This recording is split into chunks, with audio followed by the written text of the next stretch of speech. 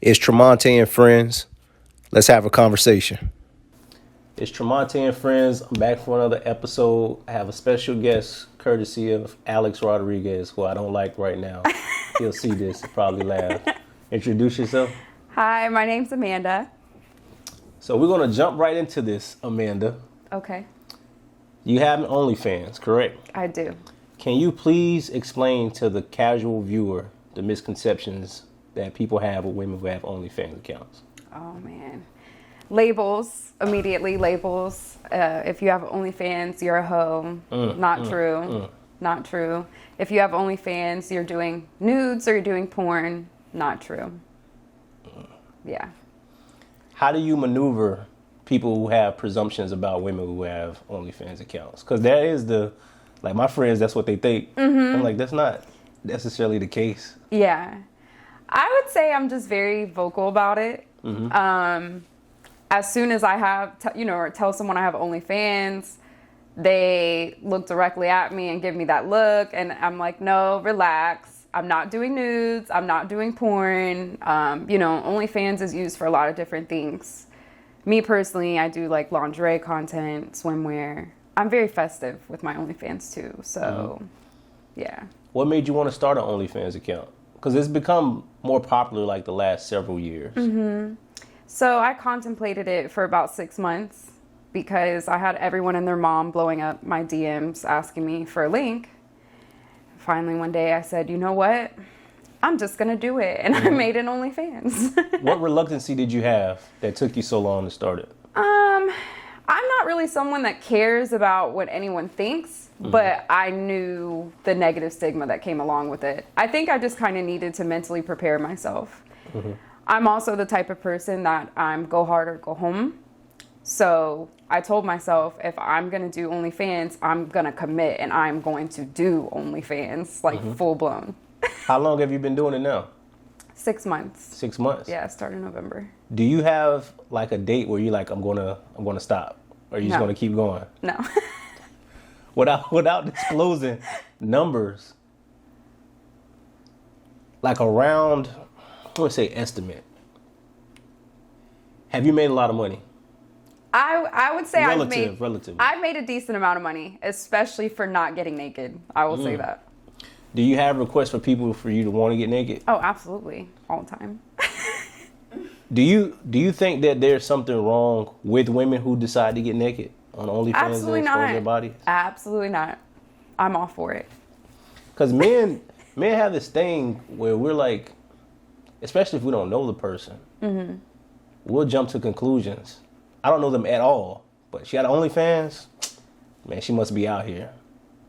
And I don't think that's a fair assessment, because you did, as you mentioned, OnlyFans is used for a lot of stuff. I think people do like weird stuff, educational. It's like a bunch of stuff. Oh yeah. And for you, I was telling somebody about you recently. I don't know who it was. I was like, yeah, Amanda's coming. I was like, she doesn't get naked on her OnlyFans though. He's like, well, she shouldn't have an OnlyFans account. I said, why? But you feel comfortable doing that, not exposing yourself in that way. Absolutely. And everyone that subscribed to my profile, they know. I let them know I'm not doing that. I think OnlyFans is also, to me, a lot more than what people think it is of, oh, it's just content, it's just throwing photos together. I feel it's a form of expression. And I get to show people a side of me that they maybe wouldn't normally see. And I do show a lot more skin on my OnlyFans than anywhere else. Do you have anybody since you started who's kind of come against you, like you shouldn't do that or you should stop? Not that you care. I know you don't care. Oh, I don't. But have you had anybody like family or any close friends? I'm lucky. My family that is aware that I'm on OnlyFans, they're supportive. I would just say, I feel like 2020 was a crazy year anyway. I was already losing a lot of friends, having people judging me. But I've had a lot of people that I actually know that are longtime friends in real life that have removed me from social media because I'm promoting and because I'm doing this. Really? It's unfortunate. I don't know why I'm like a little surprised, but you don't have evil intentions. You're not somebody who's like doing anything wrong to anybody. No, and I've definitely tried to do positive things with my platform. One of my big things I would always say that's a part of my mission is I'm very big on women empowerment and women embracing themselves and the bodies they have and all different body types, because we have this type of society that says, oh, you have to have more of this, less of this. Oh, you're too fat, you're too skinny, you're too I hate that. And I want women to know it's okay to embrace yourself and your body the way you are, and that every woman should feel good about herself. Every woman should feel sexy. So I agree. I that and Mike, that's my, out of everything, my favorite thing I've been able to do so far is raise money for Mike. Mm-hmm. So I was able to do that. I also raised money for a single mom that has been taking care of her mom that has stage 4 cancer. So that was rewarding for me to do that as well. So I've definitely been able to do some really positive things with the platform as well. But you know how it is. You can't please everyone, and someone's always going to talk and have something negative to say. You're right. You're right. You also have a supportive spirit, because when I didn't know you, after I had Alex on, he briefly mentioned you, right? I'm like, oh, okay, like you should have her on. I'm like, oh, okay, that's cool. And I just seen you like sharing my videos. Mm-hmm. I'm like, I have people I know forever who won't share a video. Not that I care, because I don't give a fuck. But but to see somebody who I don't really know, and this is my first time meeting her in person, for you to be that supportive, where does that come from? Because most people are not like that. I know. And I say this all the time to everyone I talk to. I know I'm a rare breed, but I'm just a person that realizes how much negativity there is in the world. And I just feel it's so important to be a good person. And the smallest thing you can do can make someone's day. I also feel like we're in a society where more people will take the time to say something negative as opposed to recognizing the positive. And, when I watched your podcast, I was impressed. I loved it. Yeah, I just feel like absolutely. I be talking shit. No, it was great. I liked the balance of how you talked about serious topics, but then you were able to keep things light and keep it fun. And I'm sure you don't get recognized enough for it. So yeah, anyone watching this, you need to subscribe and support this man, because he's doing great things with his podcast. I appreciate that. So you did tell me you're biracial. How was it growing up? Which parent is? Oh, man. My mom's the black parent. My dad's the white parent. Oh man, I've got stories. Tell us a story. Forever. We're here. I want to know. I want to hear a good story. Well, if my mom watches this, which she probably will, this is going to be great. It started from the time I was born. When I was born, they could not find me in the hospital because they were looking for a black baby. So that's like the first thing for me being born.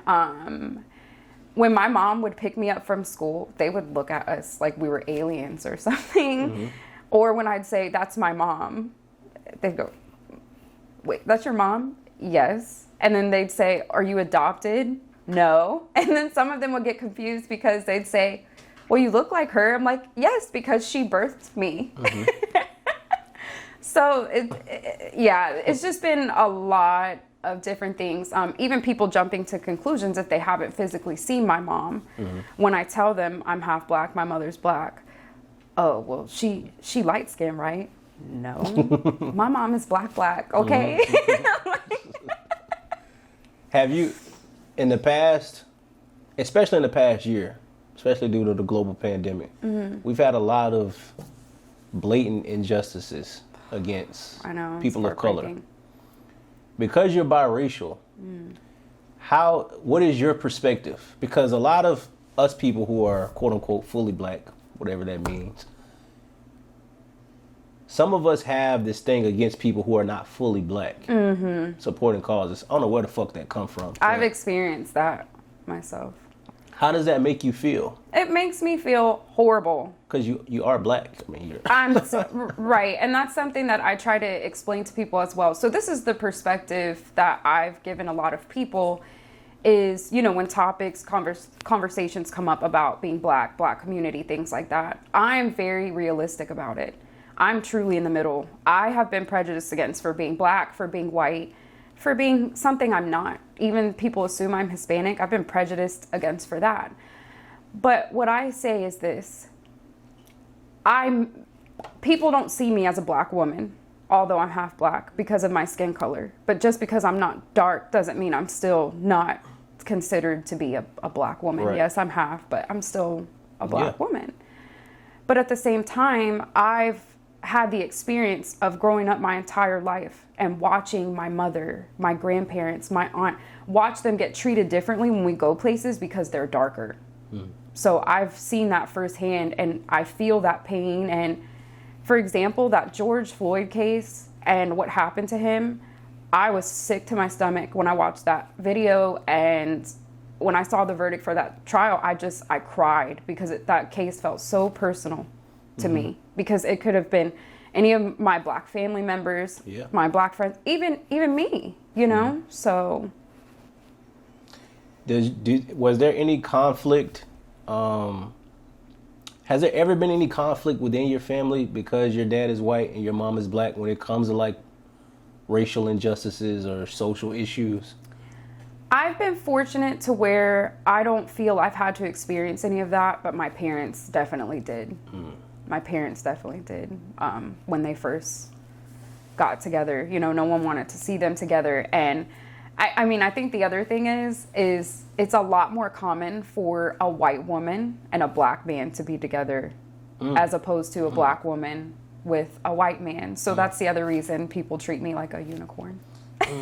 That's an interesting perspective. I think that's probably true, though. That is probably true. So you have like this, you're very diverse, cultured in like both realms. Do you have siblings? I do. I have a brother, and then I have 2 younger half sisters. Your brother, is he still, because he come from both your parents, or is he your half? He's your full brother? I thought it was gonna fall off. Does he see things the way you do? Unfortunately, my brother and I don't have much of a relationship right now at this point in my life. It's unfortunate. I don't want things to be that way, but that's how it is. But I would say he does. I feel he does. Because one thing my mom has told me is how happy and how fortunate she feels because of how well we've taken the way that people treat us because we're different growing up. Like, you know, she's told me the same thing. Like, when she would pick him up from school and they're like, "That's your mom?" He's like, "Yeah, it's my mom." You know, like, that's just how I think we've approached it. And I think the older I get, I'm realizing that I'm actually fortunate to be in the spot I am. I feel like I have a responsibility and an opportunity to really educate other people that don't know what it's like to be in the middle like I am. You gave yourself that responsibility. That's a heavy burden. Switching course a little bit, because people presume that you are Hispanic just from your skin and how you look. How is it dating? Because you are single, right? I am single. Like single. I'm single. Like, no attachments, no nothing. I'm completely single. How is it dating when you run across men? Do you have a preference first? Do you have a preference? I'll admit I kind of have a type. It's not on purpose, but I've gravitated mostly towards Latin men. Yeah? Do they think you're Hispanic when they first meet you? Majority of the time, they do. Do they react differently when they find out it's not true? No. I actually get very lucky, and it just makes them more interested. Yeah? And knowing more about me and picking my brain and, you know. Was your last relationship with a Latin guy? Yes. And why did your last relationship end? First, I don't want to be, because listen, all relationships not going to last forever, right? Right. So there are going to be, but we do have to highlight some of the good things that happen in relationships. I feel like when relationships end, people just focused on the ending, but it wasn't always like that throughout the course of the relationship. Before you say how it ended, what are things that you enjoyed while you were in the relationship? That's actually what I was going to say is even though it's over, I have a lot of positive things I can say. He's 10 years older than me, so I learned a lot from him in a lot of different aspects. I even think one of the areas that we really taught each other a lot is he is a very private, reserved, he's not an approachable person. You know, if you see him somewhere, you would not be quick to go up to him and start talking to him. He's not an approachable person, and I'm the total opposite. I go places, people gravitate towards me. I don't know, it's something about me that everyone feels comfortable. You're extroverted. I am very extroverted. So I would say he taught me how to put my guard up a little more and stop being too friendly with certain people, because I've had so many people just take advantage of me throughout my life. So I learned that. And, you know, we definitely did have a lot of fun together. You know, when times were good, they were great. Yeah. And why did it end? Did it end recently? No, it ended. It's been a little bit over 3 years since it ended. But I would say it's a little bit complicated. I feel like I know deep down reasons why it happens, but in a nutshell, he told me how beautiful I was, that I'm loyal, I never asked for anything, and that I deserve better than him, and he doesn't deserve me, and he left, and that was that. And then there were some other things that happened. It sounds like he did something, but he covered it up by saying that. I mean, maybe, I'll never know. Did you get the proper closure that you wanted, or do you want closure? I don't feel like I ever got proper closure. I will just say there were multiple times that we began to communicate again after the relationship ended, and the last experience I had with him was the nail in the coffin for me. Yeah. Because I was about to ask, like, would y'all get together in the future? No. I honestly, I just don't see that happening. You know, you don't strike me as someone who looks backwards often. Because you're so positive. Like, if something happens, even if it goes bad, you're like, okay, I'm going to learn from this and then move forward. Most people aren't like that. They'll try to, like, keep going. Or maybe something happened, or maybe they'll change in the future. And I do have something to say. There are people who do change, but most people don't really change that much. Right. You are who you are for the most part. So that's like kind of surprising when you're like your last interaction with him was like the nail in the coffin. Whatever it was, I won't pry. Whatever it was. But what did you learn the most about yourself while you were in a relationship? Ooh, I think that was one of really the biggest things that he taught me is that, I mean, I can't change who I am. I can't change the fact that I'm a loving person that likes to do things for people, but he definitely taught me how to kind of take a step back and pull back on things a little bit. You know, that I can still be myself without giving too much to other people, if that makes sense. That makes sense. I think that's one of the biggest things that I learned from him, and that age ain't nothing but a number. So you dated him. How long did y'all date? We were together for 3 years. So 3 years. How old are you now? I am 30. So he's 40. About to be 41. About to be 41? This coming year, yeah. I guess it depends. Well, even when you say I started dating at... I was 24 and he was 34. I don't think that's that big of a difference. Because you're mature, though. If it was like another type of... It depends, because sometimes when there's a big age gap, it just depends on the maturity of both people. Because just because you're older doesn't mean you're more mature. I have to be honest with you. I never in a million years thought I would date a man that's that much older than me. What attracted you to him?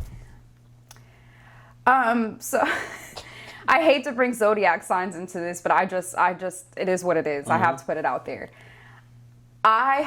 And I know that you're a Virgo, but I have a very strong love-hate relationship with Virgos. I love Virgo men, but they have been so bad. I've been with too many Virgos.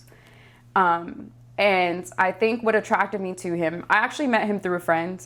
It was one of my friend's birthdays, and one of the girls there brought her husband and her husband's friends, and he was one of the friends. And I saw him, and I was like, oh, he's good looking, you know, but I know how to take a peek without making it obvious. So he didn't know I was looking.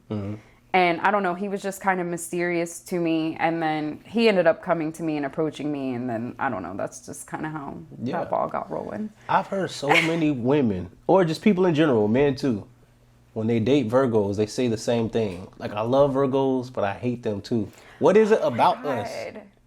Oh, trust me. I've got like a list, okay? So I've always, I just love the mystery of Virgo men. I don't, because I'm so opposite, there's no guessing with me. And I think just them being, Virgo men being introverted. But the negative sides are being introverted becomes a problem when you're having issues or things you need to talk about. That's true. And I've found that Virgo men just want to not talk about it and pretend like nothing happened. And that does not work. That is most of us, yes. I admit.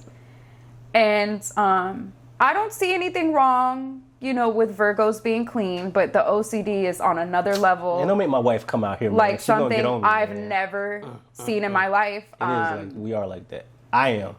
I'm telling you, like, my last relationship, it's like there could be a fuzzball in the middle of the floor, and he's, oh my God, this place is a mess. He's like touching the steering wheel, like, going like this, like he's brushing dirt off. Like, I've never seen anything like it in my life. I might not be to that extreme, but my wife will agree with you. I am. It's bad. It's bad. It's bad. It's really bad. It's unnecessary. It is. It's unnecessary. Because this was my other thought. If you are a Virgo man with no kids and you're freaking out like that before you even have any pets or any kids to make a mess, how are you going to handle it when you become a parent and your child is constantly making a mess? Because your house is not going to stay clean. That's a great point. That's a great point. I have to lighten up. I have to lighten up before I have a kid. Speaking of kids, you want kids? Yes. I've always wanted to. You like you want like a bunch of kids. No. You just want one? I would like to have 2 kids, a boy and a girl. That makes sense. That makes sense. Have you, when you were in your prior relationship, were y'all working towards kids, or did y'all not get to that point? So I think part of what attracted me so much to him in the beginning is it seemed, at least, that we wanted the same things. Very early on, like, he just fell head and heels, like, in love with me very quickly. And, he let me know if things are going well after a year. We'll talk about marriage, kids, things like that. I was totally cool. I was the more hesitant one in the beginning.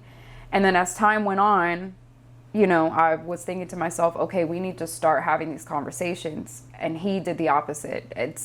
I truly think he was afraid, because I would casually say, hey, it's been almost 3 years now. I'm not saying let's get married and start a family tomorrow, but we should start having these discussions and these conversations. And he would say, stop pressuring me. You're pressuring me. And I'm not pressuring you. I'm saying let's have a conversation. So I can say I think that's part of it. He is, it is what it is. It's just the type of person he is. I think he has a very hard time making long-term commitments like that. He seems to have issues with sticking to a decision. To give you an example, he's someone that I would come home and the house was just rearranged and I'm like, what are you doing? And I'm tired of this. I want something new. So he has that type of personality. The person you are today, given everything that you've been through, everything that you're doing, are you proud of yourself? Oh, yes. Oh, yes. I have been through so much. Even actually, I had a 6-year relationship that started when I was 15 years old. And that ended because he decided to cheat on me. He was cheating on me quite frequently. If he watches this, that's okay. You're a cheater. He was a big time cheater. And what ended up happening was when he let me know he was leaving me, the first question I asked was, who is she? Because I knew it had to be another woman. He lied. And then I ended up finding out, that he was with someone else. And he publicly humiliated me, putting it all over Facebook. And it was bad. But to be quite honest, I was very hurt when that happened. I was young. He was really all I knew. But now looking back, that was him leaving me was the best thing that ever happened to me. It really was. I can honestly say that. seeing as you've been through 2 relatively long relationships, does that make you hesitant now to get into another relationship? I can admit, I think my last relationship and that breakup probably did the most damage to me. Because it's such a mind fuck. Like when you have someone sitting in front of you telling you what a wonderful person you are and they're still walking out on you. Yeah. And that was the first time in my life that I had been with someone that in my mind, I was like, oh, he's it. Like he could have proposed to me after 3 months and I would have said yes in a heartbeat. So I took it very hard going through that. So it's definitely made me nervous. Do you, when you go on dates, often? No. Dating is a joke this day and age. I'm sorry. I just have to be honest. It is. Why you say that? Because men these days don't even believe in real dates. It's, hey, let's Netflix and chill. Yeah, you're right. I can't lie, man. Yeah, you're right. It's awful. And no one wants anything serious. No one wants a true life partner. And I always say this. I'm not a quitter. This generation is full of quitters. People quit pretty fast. Mm-hmm. They do. And that's a recipe for disaster. Because when you're in a relationship, things are going to like inevitably go wrong. Mm-hmm. And you're a trooper. I am. You're a trooper. Most people are like, nah. And then I also think it's the influence that you're around. Mm-hmm. So if you're around people who are like, hey man, I'm going through something. Like, hey man, stick through it. You know, you're going for the long run. But if you're around people like, yeah man, fuck that, just get out. It's never gonna materialize into anything. But I can see how you would be a little hesitant to date. I am. Because I have friends like that, but they're honest about it. It's like, hey, I don't want anything. Mm-hmm. And then I have other friends, men and women, just like I want something long term. I'm a hopeless romantic though. Like that's the other problem, and there just aren't really any romantics anymore. When's the last time you've been on a real date? Oh my! Oh, that's a shame that you have to think like that. It's legit been years. It's really been years. Like somebody like, hey, I'm gonna come pick you up, or let's meet at this spot. Like it's been years for just like that? A real date. Yes. Oh my God. I know, it's so sad. People ask me all. They're like, "How are you single? Why are you single?" And I, by no means. Do you get offended by that question? I don't mean to cut you off. I do. I do get offended by that question because I feel like everyone jumps to the conclusion, oh, something's wrong with you. And I'm not a perfect human being at all. But I know I'm a fighter and I have a level of patience and loyalty like no other. But I also recognize the fact that I can be a difficult woman for men to date. Why you say that? And it's not negative traits. A lot of men cannot handle the fact that I am a very social person. I have a lot of male friends that are truly my friends, that it's never crossed that line. And a lot of men can't handle that. Or at first, it's one of the big reasons they fall in love with me. And then later on, it's one of the reasons they like despise me, it seems, you know. Would you even get with a guy if you're like, I don't want you having, I think that's a deep insecurity. I don't want you having any male friends. Oh, I can't do that. I'm not cutting off my male friends. They're like, they treat me like one of the guys. Yeah, as they should. Yeah, like there's no way. No, I'm not dropping my male friends for a guy. My last question before we leave here is, we have a lot, COVID is not over. DeSantis, it's not over. Satan, that's what I call him. Going forward with OnlyFans and with everything else you're doing, I do think it's great that you use your platform for other things, like you mentioned with Mike and raising money for people, because it can become self-indulgent. Like not just OnlyFans, any platform where it's just you make it all about you. That's the type of society we're in. People become narcissistic due to social media, but you've maneuvered that very well. Thank and you. You've seen, I really appreciate you look that. beyond yourself, which we all should do. What do you want to do with your platform going forward? Because there is a chance that you become much bigger than what you currently are. I'm hoping for that. That's my hope. I'm just someone that just really believes in spreading positivity, spreading love, making other people feel good about themselves, inspiring other people.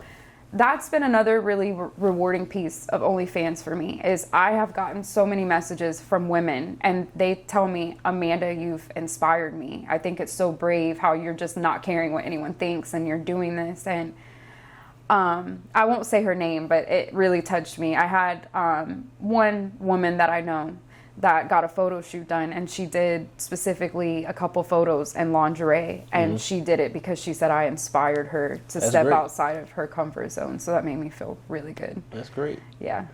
But before we get out, plug your OnlyFans for the guys, Yes. my guy friends especially, who are Not watching just guys. this. I don't discriminate. Women can subscribe too, okay? Women, I y'all don't can subscribe discriminate. too. Yes. But tell them where they can find you. So it's www.onlyfans.com/AJ Leona. AJ Leona. I'll put the link in the description when the video goes up. Thank you for coming on. Any final words? I think I do have one more thing that I would like to say is that Black Lives Matter. That's all she wrote. Thank y'all for watching. Peace and love.